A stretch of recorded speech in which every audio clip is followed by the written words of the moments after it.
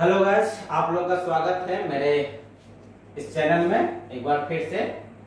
और आज मैं आप लोगों के लिए फिर से एक नया टॉपिक लेकर आया हूँ गाइस, कोशिका विभाजन। जैसा कि आप बोर्ड में भी देख पा रहे होंगे, ठीक है, सेल डिवीजन। और इससे पहले कि क्लास में स्टार्ट करूँ, एक जरूरी बात बताना चाहूँ कि मैंने सेल डिवीजन का क्लास पहले ही स्टार्ट कर चुका हूँ गाइस। वीडियो नंबर 15 आप जाकर जरूर देख लीजिएगा, बायोलॉजी का। वो आपको ज़्यादा हेल्पफुल करेगी, क्योंकि उसमें मैंने सेल डिवीजन का जो डिवीजन होता है, ठीक है, यानी कोशिका का जो विभाजन हो रहा है वो किस टाइप से सेल साइकिल के माध्यम से होता है। तो सेल साइकिल की पूरी प्रोसेस जो होती है उसके बारे में डिस्कशन करवाया हूँ आपका बायोलॉजी का वीडियो नंबर 15। इसका आपका लिंक वीडियो के डिस्क्रिप्शन में मिल जाएगा, या तो आप हमारे चैनल के वीडियो सेक्शन में आप जाकर देख सकते हैं, या फिर आप प्लेलिस्ट के सेक्शन में चल जाइए। बायोलॉजी का वहाँ पर ही प्लेलिस्ट बना हुआ है, उसमें आपके जितने भी बायोलॉजी के वीडियो मैंने अपलोड किया है शुरू से, वो सब के सब आपको मिल जाएंगे, ठीक है। तो वो जाकर जरूर देखिए वीडियो नंबर 15, ताकि आपको बेहतर तरीके से समझ में आए सेल डिवीजन कैसे कोशिका का विभाजन होता है, ठीक है। तो ये मैंने आज कोशिका के विभाजन के अंतर्गत कोशिका का विभाजन कितने टाइप से होता है उसके बारे में बताने जा रहा हूँ गाइस, ठीक है। तो चलिए स्टार्ट करते हैं बिना देरी किए हुए आज की क्लास। देखिए, कोशिका का जो विभाजन होता है गाइस बेसिकली 3 टाइप से होता है, ठीक है। 3 टाइप्स में कौन कौन से आते हैं?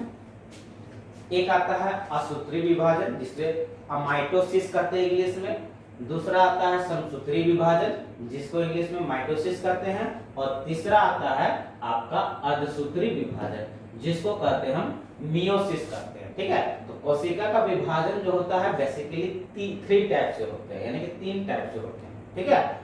असूत्री विभाजन क्या होता है, किस टाइप के कोशिकाओं में संपन्न होता है गाइस? तो देख लीजिए, यह विभाजन अविकसित कोशिकाओं में होता है।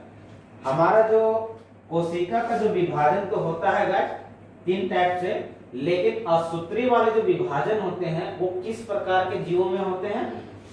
वैसे जीव जिनकी कोशिका अविकसित होती है, ठीक है, यानी कह सकते हैं कि प्रारंभिक अवस्था में होती है। वैसे कोशिकाओं का जो विभाजन जो होता है वो अर्धसूत्री टाइप से होता है।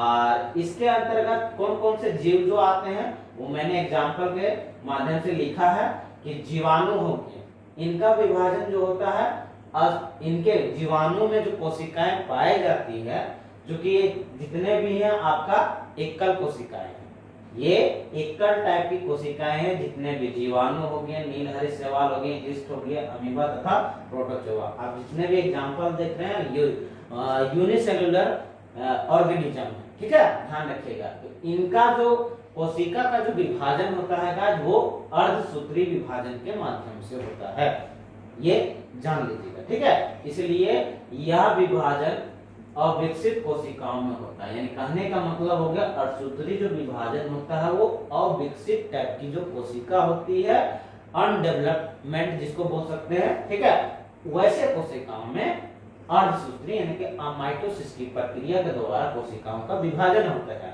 और आपका उसके अंतर्गत कौन कौन से जीव आते हैं आप देख पा रहे होंगे। जीवाणु जिसको बैक्टीरिया बोलते हैं, नीलहरी शैवाल, यीस्ट हो गया, अमीबा हो गया, प्रोटोजोआ, ये सब के सब आप क्या हो गया, क्या है, एक कोशिकीय हो गए। ध्यान रखिएगा, एक कोशिकीय, ठीक है। ये सभी आपका एक कोशिकीय जीव है गाइस, जिसको इंग्लिश में बोलते हैं यूनिसेल्युलर, ठीक है, सेलुलर, ठीक है, यूनिसेल्युलर। ये आपका जितने भी जीव दिख रहे हैं यूनिसेल्युलर, एक कोशिकीय जीव, इनका जो कोशिका का विभाजन होता है वो असूत्री विभाजन के द्वारा होता है।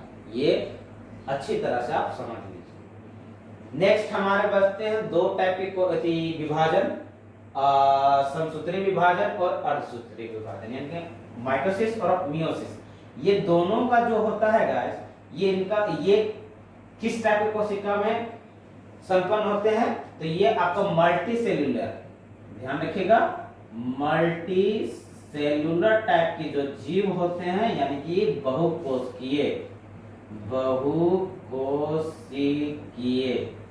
ठीक है। बहुकोशिकीय टाइप के जो कोशिका होती है उनमें आपका इस मेथड का नहीं मतलब समसूत्री विभाजन और अर्धसूत्री विभाजन के द्वारा वैसे कोशिकाओं का विभाजन होता है। ध्यान रखिएगा, ये दोनों विभाजन आपका मल्टी सेलुलर कोशिकाओं में होता है। ठीक है, याद रखिएगा। तो ये हमारा और ये अलग हो गया, ध्यान रखिएगा। और तो सबसे पहले आते हैं कि हम डिस्कशन करेंगे अभी समसूत्री विभाजन कि समसूत्री विभाजन के द्वारा यानी कोशिका विभाजन के जो अंतर्गत आ रहा है समसूत्री विभाजन, इसके माध्यम से इस मेथड के माध्यम से कोशिकाओं का विभाजन किस प्रकार होता है उसको मैं आप लोग को बारीकी से समझाऊंगा। ठीक है, अभी मैं जस्ट इसके बाद डिस्कशन के बाद मैं स्टार्ट करूंगा समसूत्री विभाजन के किस टाइप से समसूत्री विभाजन के माध्यम से कोशिकाओं का विभाजन होता है। ठीक है, मैं सिर्फ अभी यहाँ पर ही आपको कोशिका के कितने टाइप होते हैं और कोशिका विभाजन के और कितने प्रकार से कोशिका का विभाजन होता है वो मैं बता रहा हूँ। ठीक है, ध्यान रखिएगा। तो ये जो हो गया तीन टाइप से हमारा कोशिका का विभाजन होता है। ठीक है, अब हम नेक्स्ट पढ़ने वाले हैं गाइस कि समसूत्री विभाजन। असूत्री विभाजन मैंने बता दिया, ये सिर्फ यूनिसेलुलर कोशिकाओं में संपन्न होती है, ध्यान रखिएगा। और समसूत्री विभाजन ये थोड़ा लंबा है और अर्धसूत्री विभाजन, इसलिए इसको मैं एक एक करके कोशिश करूंगा कि एक एक करके आप लोग को समझाने का कोशिश करूं ताकि आप लोग को बेहतर तरीके से समझ में आए। ठीक है, तो ये समसूत्री विभाजन ये इसको सबसे पहले डिस्कशन करते हैं। ठीक है,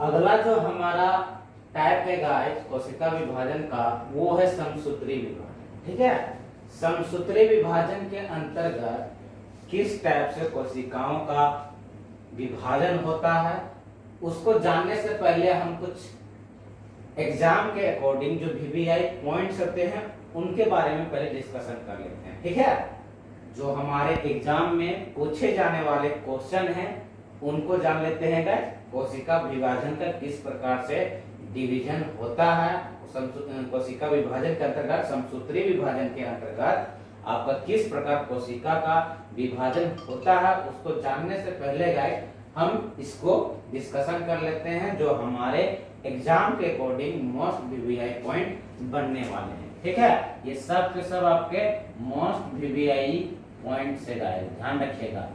ये जितने भी पॉइंट्स मैं अभी आपके साथ डिस्कशन करूंगा सबके सब मोस्ट वीवीआई हैं और सबके सब आपके क्वेश्चन जो है बन चुके हैं गाइस। ठीक है, ये आपको जब भी आप सेट लगाइएगा आपको जरूर मिलेंगे ये इस टाइप के क्वेश्चन। ठीक है, तो चलिए स्टार्ट करते हैं जो एग्जाम के अकॉर्डिंग पॉइंट्स है वीवीआई उनको। पहला हमारा पॉइंट बोलता है गाइस कि कोशिका विभाजन को देखा था। कहने का मतलब है कि कोशिका विभाजन को सर्वप्रथम किसने देखा था, तो सर्वप्रथम देखने वाले जो वैज्ञानिक थे हमारा बायोलॉजिस्ट हैं वो थे वीर चाओ जी। ठीक है, वीर चाओ जी ही थे जिन्होंने सबसे पहले कोशिका के विभाजन को होते हुए देखा था, वो भी आपका 1855 ईस्वी में, ध्यान रखिएगा। ठीक है, 1855 ईस्वी में वीर चाओ द्वारा ही आपका कोशिका का विभाजन जो है वो देखा गया था। नेक्स्ट है हमारा गाइस कि माइटोसिस। माइटोसिस का अगर अर्थ देखें तो होता क्या है गाइस, माइटोसिस का मतलब होता है थ्रेड स्टेट यानी कि धागे वाली स्टेट। इसका कहने का मतलब होता है धागे वाले स्टेट। माइटोसिस का मतलब यही होता है अर्थ। नेक्स्ट हमारा माइटोसिस शब्द का प्रयोग। ये माइटोसिस वर्ड जो दिया था किसके द्वारा दिया गया था गाइस, वे वॉल्टर फ्लेमिंग। ठीक है, एक हमारे बायोलॉजिस्ट हुआ करते थे वो आपका वॉल्टर फ्लेमिंग जी हैं जिन्होंने माइटोसिस शब्द का प्रयोग किया सर्वप्रथम। यही व्यक्ति थे वॉल्टर फ्लेमिंग जी जिन्होंने माइटोसिस को माइटोसिस नाम दिया, यानी कहने का समसूत्री विभाजन को माइटोसिस कहा था। ठीक है, इस शब्द का सर्वप्रथम शब्द देने वाले या बोल सकते हैं कि सर्वप्रथम माइटोसिस शब्द का प्रयोग जो किया था वॉल्टर फ्लेमिंग जी के द्वारा किया गया था। नेक्स्ट है हमारा माइटोसिस को सर्वप्रथम पादप कोशिका में, ध्यान रखिएगा ये मोस्ट वीवीआई क्वेश्चन है गाइस। ठीक है, ये आप अपने नोटबुक में नोट कर सकते हैं, नोट्स बना रहे होंगे तो। माइटोसिस को सर्वप्रथम किसने देखा था? सर्वप्रथम जो पादप कोशिका में देखने वाले व्यक्ति थे वो स्ट्रासबर्गर जी थे। ठीक है, स्ट्रासबर्गर जी ही थे जो पादप कोशिका में, ठीक है, पादप कोशिका प्लांट सेल की बात कर रहे हैं कि पादप कोशिका में सर्वप्रथम माइटोसिस को मतलब कि समसूत्री विभाजन को किसने देखा था? आपका स्ट्रासबर्गर के द्वारा देखा गया था। और जंतु कोशिका में यानी कि एनिमल सेल में जो है कोशिका समसूत्री विभाजन को किसने देखा था? वॉल्टर फ्लेमिंग के द्वारा देखा गया था। ठीक है, ध्यान रखिएगा माइटोसिस, ध्यान रखिएगा ये पॉइंट थोड़ा अच्छी तरह से सुनिएगा कि माइटोसिस मतलब कि समसूत्री विभाजन को पादप कोशिका में सर्वप्रथम देखने वाला व्यक्ति कौन था? स्ट्रासबर्गर। और जंतु कोशिका को यानी कि समसूत्री विभाजन के द्वारा जंतु कोशिका में सर्वप्रथम कोशिका विभाजन को देखने वाला कौन था? वॉल्टर फ्लेमिंग जी। ठीक है, और कोशिका विभाजन को देखने वाला सर्वप्रथम व्यक्ति कौन था? वीरचाउ, मोस्ट वीवीआई है। ठीक है, ध्यान रखिएगा। नेक्स्ट है हमारा माइटोसिस में कोशिका का गुणन होता है।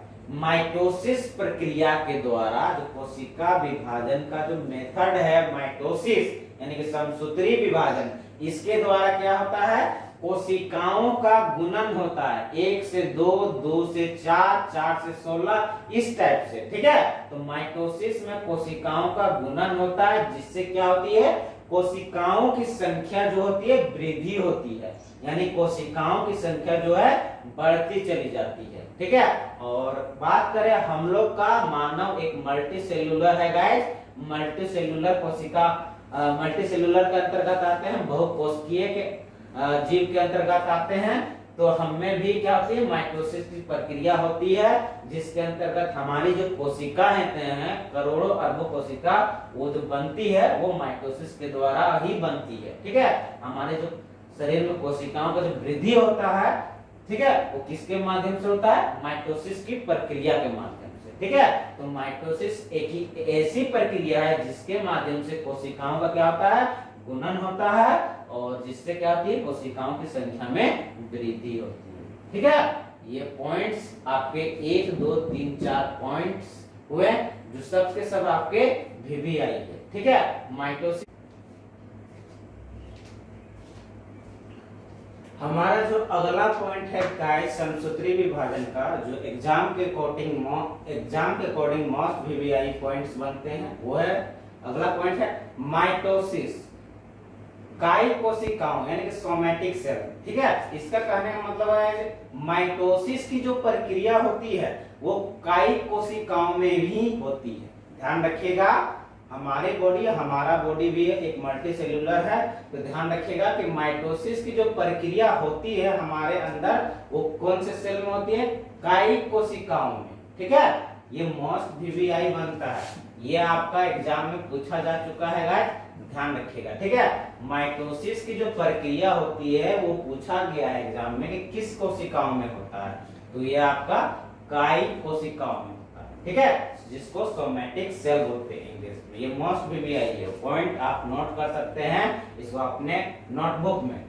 नेक्स्ट हमारा पॉइंट बोलता है माइटोसिस में एक जनक कोशिका जिसे हम मातृ कोशिका भी कहते हैं। ठीक है, जनक कोशिका को मातृ कोशिका भी कहा जाता है, इसलिए माइटोसिस में एक जनक कोशिका से 2 संतति कोशिकाओं का निर्माण होता है। ध्यान रखिएगा, मैं एक डायग्राम के थ्रू, ये आपका हो गया इंग्लिश में आपको जनक कोशिका को पेरेंट सेल बोलते हैं। ठीक है, एक पेरेंट सेल से गाइस 2 डॉटर सेल का निर्माण होता है। ठीक है, ध्यान रखिएगा, ये दोनों क्या है? डॉटर सेल है, ये दोनों आपके हो गया डॉटर सेल, और ये हमारा हो गया पेरेंट सेल। माइटोसिस में एक जनक कोशिका, ये जनक कोशिका को मातृ कोशिका भी कहते हैं और इंग्लिश में इसको पेरेंट सेल कहते हैं। ठीक है, तो एक मातृ सेल से 2 संतति कोशिकाओं मतलब कि 2 डॉटर सेल का निर्माण होता है माइटोसिस के द्वारा। ध्यान रखिएगा। ठीक है, अगला जो हमारा पॉइंट है, संतति कोशिका गुणात्मक एवं संख्यात्मक दृष्टि से मातृ कोशिका के समान होती है। ठीक है, मतलब कि बराबर होती है। ये जो हमारे एक पेरेंट सेल से दो डॉटर सेल का निर्माण हो रहा है गाइस, ये दोनों आपका क्या होती है, गुणात्मक दृष्टिकोण से और संख्यात्मक दृष्टिकोण से ये क्या होगी, इसके क्या होगी, ये समान होगी। ये पेरेंट सेल के क्या होती है, बराबर होती है। ठीक है, तो ये हमारे जो समसूत्री विभाजन के अंतर्गत जो एग्जाम के अकॉर्डिंग मोस्ट बीबीआई पॉइंट बनने वाले हैं गाइस, और जो पहले भी पूछे जा चुके हैं, वो पॉइंट को मैंने आज डिस्कशन करवाया समसूत्री विभाजन के अंतर्गत। ठीक है, ऐसे हालांकि समसूत्री विभाजन थोड़ा बड़ा है गाइस, तो मैं इसको एक वीडियो में कवर नहीं कर पाऊंगा, इसलिए इसका जो नेक्स्ट वीडियो मैं जरूर बनाऊंगा। और नेक्स्ट वीडियो में मैं समसूत्री विभाजन के स्ट्रक्चर के बारे में, यानी कि डायग्राम के बारे में, जो डायग्राम होगा कि डायग्राम के थ्रू, डायग्राम के माध्यम से समसूत्री विभाजन किस प्रकार से संपन्न होती है, उसको मैं बताऊंगा अगले वीडियो में। ठीक है, तो मैं इस वीडियो में कवर नहीं कर पाऊंगा गाइस, क्योंकि ये वीडियो बहुत लंबा हो जाएगा, इसीलिए मैं इस वीडियो को यहीं तक रखता हूं गाइस।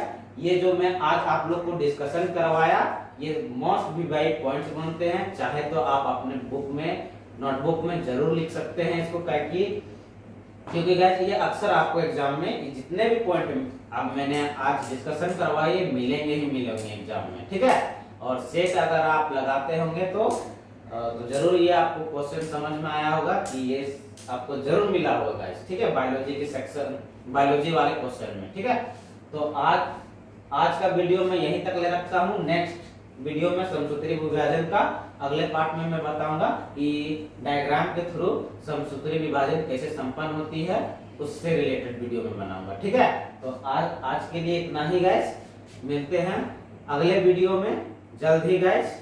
और हमारा ये वीडियो आप लोग को अच्छा लगा होगा तो लाइक जरूर कीजिएगा, और अधिक लाइक और भी ज्यादा पसंद आया होगा तो गाइस सब्सक्राइब जरूर कीजिएगा चैनल का, और शेयर करना ना भूलिएगा गाइस, क्योंकि और भी बच्चों को इनका लाभ मिल सके इस वीडियो का, और वो उनका भी मदद हो सके। मिलते हैं अगले वीडियो में जल्द ही गाइस, तब तक के लिए नमस्कार।